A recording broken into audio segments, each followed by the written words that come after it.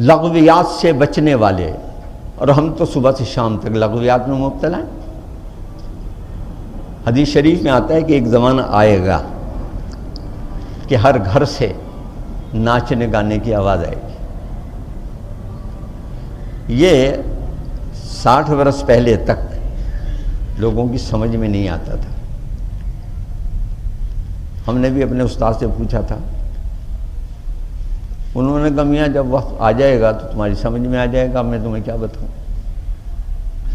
تو آج آپ سب جانتے ہیں کہ کل گانا سننے کے لیے طوائف کے کوٹھے پر جاتا تھا اور ذلیل سمجھا جاتا تھا کہ یہ بدکار آدمی ہے۔ ان کا بازار علیحدہ ہوتا تھا، آج بھی علیحدہ۔ آج کیا صورت ہے؟ کوئی گھر ایسا ہے جس میں سے ناچنے گانے کی آواز نہ آ رہی ہو؟ ہر گھر سے ناچنے گانے کی آواز آ رہی ہے۔ جبکہ محمد رسول اللہ صلی اللہ علیہ وسلم فرماتے ہیں اللہ نے مجھے آلات موسیقی توڑنے والا بنا کے بھیجا ہے۔ مانے تو ہم اس پیغمبر کو، اور عمل کا عالم ہمارا یہ کہ قوالی سے شروع ہوں تو مغربی موسیقی کے جنون گروپ تک پہنچ جائیں۔ یہی صورت حال ہے نا۔ تو والذین ہم عن اللغو معرضون، وہ لغویات سے دور رہتے ہیں۔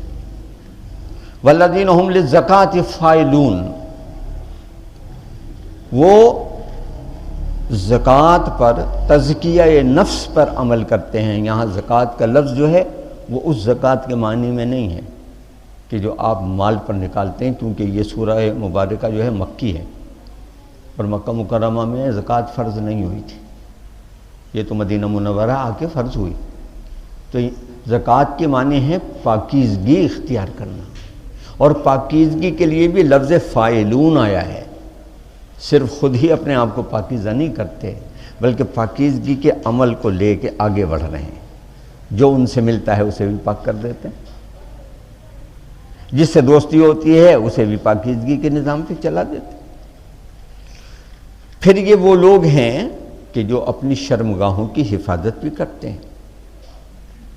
پھر یہ وہ لوگ ہیں کہ لِأَمَانَاتِهِمْ وَعَهْدِهِمْ رَاعُونَ، امانتوں کی حفاظت کرنے والے، وعدوں کی پابندی کرنے والے، اور اپنی ساری نمازوں کی حفاظت کرنے والے۔ یہ ہیں اولئک ھم الوارثون الذین یرثون الفردوس، جنت کے وارث۔ اب آپ غور فرمائیں کہ خصوصیات بیان ہو گئی فلاح پانے والوں کی۔ یہ اتنی جامع آیات ہیں، 9 آیتیں، کہ اگر ان پر عمل ہو جائے تو آدمی اولئک ھم الوارثون، وہ پھر وارث بن جاتا ہے جنت کا، لیکن ان پر عمل ان کی پوری روح کے ساتھ۔ اور جو مخالفین ہیں، جو فلاح نہیں پائیں گے، جنہیں خسران نصیب ہوگا، گھاٹے میں رہنے والے، یہ وہ لوگ ہیں کہ جو رسولوں کا انکار کرنے والے، آخرت سے منکر، خدا کے سامنے حاضری کے تصور کو نہ ماننے والے، اس کا مذاق اڑانے والے۔ مر کے کون زندہ ہوا ہے؟ ہماری ہڈیاں گل جائیں گی، خاک ہو جائیں گے، انہیں کون جوڑے گا؟ اللہ کہتا ہے میں جوڑوں گا۔ میں تھک نہیں گیا ہوں پہلی دفعہ تمہیں بنا کے، جس طرح تمہیں پہلے دن بنایا ہے ایسے میں تمہیں دوبارہ بھی بناؤں گا۔ تو وہ آخرت کو نہیں مانتے، اور جو آخرت کو نہیں مانتا، آپ سمجھ لیجئے کہ یہ دراصل ایک ایسا آدمی ہے کہ جو کرپشن سے بچنا نہیں چاہتا، جو آدمی حد اعتدال سے گزرتا ہے، اگر وہ آخرت کو مان لے تو حد اعتدال سے نہیں گزر سکتا۔ آپ اگر یہ تسلیم کر لیں کہ آپ کا احتساب ہوگا، دیکھیں ہر دکاندار، ہر تاجر، ہر تنخواہ پانے والا ملازم یہ جانتا ہے کہ سال کے اختتام پر اسے انکم ٹیکس کو اپنا گوشوارہ دینا ہے، چھوٹا ہو یا بڑا۔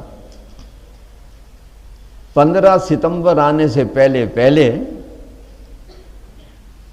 اس کی تیاری کرتا ہے کہ تاریخ نہ نکل جائے۔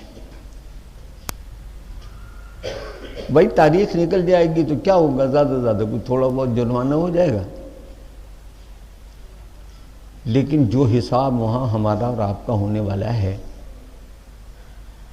اس میں جرمانے کی بات نہیں، اس میں معذرت کی بات بھی نہیں ہے۔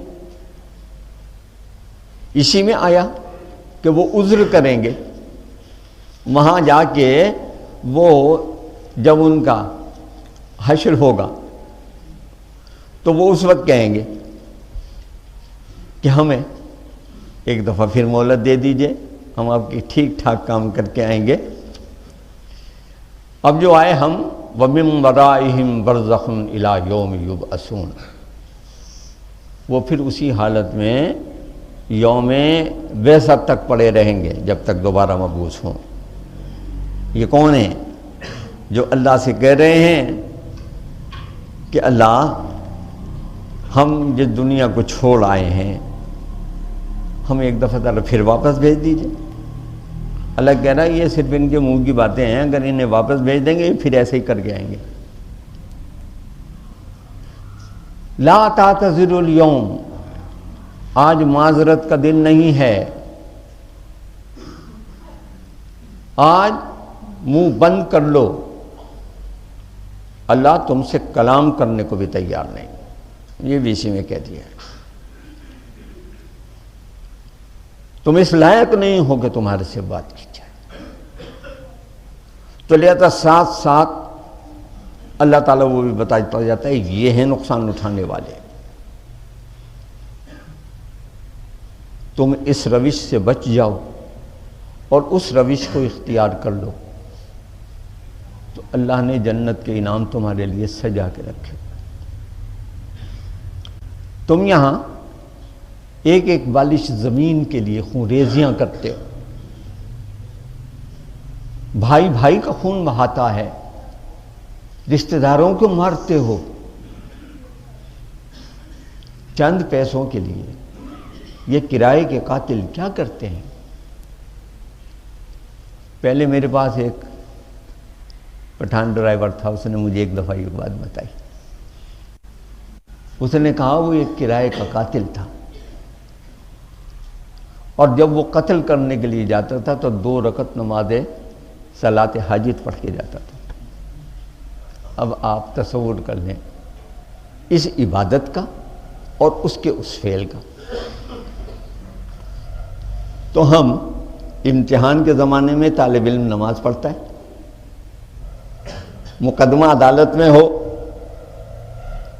تو مدعی بھی نماز پڑھتا ہے، مدعا بھی نماز پڑھتا ہے، ملازمت کی درخواست دی ہوئی ہو تو ہر بے روزگار نماز پڑھتا ہے۔ یہ اللہ کے لیے نہیں پڑھتے، یہ مقدمے میں کامیابی کے لیے پڑھتے ہیں۔ فلاں صاحب بیمار ہو گئے، آیت کریمہ کا ختم ہو رہا ہے،